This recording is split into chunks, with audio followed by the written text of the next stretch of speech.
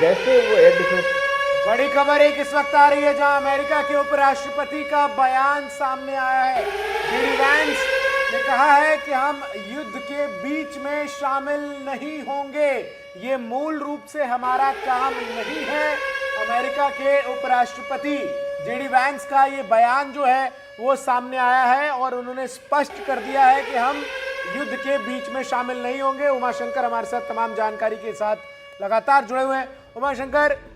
America ने इससे पहले उनके विदेश मंत्रालय के प्रवक्ता ने कहा कि दोनों देश जो है वो बातचीत से जो है वो समाधान निकाले, और जेडी वैंस ने तो स्पष्ट कर दिया है कि हम इस युद्ध में जो है वो शामिल नहीं होंगे, बातचीत से रास्ता निकाले। और यहां तक उन्होंने कहा कि ये युद्ध और एस्केलेट होकर, चूंकि दोनों ही देश परमाणु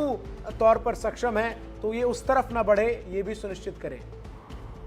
जी बिल्कुल, देखिए जेडी वैंस यहीं पे थे जब पहलगाम आतंकी हमला हुआ, और अब जो है उनकी तरफ से जो बयान आया है उसमें साफ तौर पे उन्होंने ये भी कहा है कि अमेरिका जो है ना तो भारत से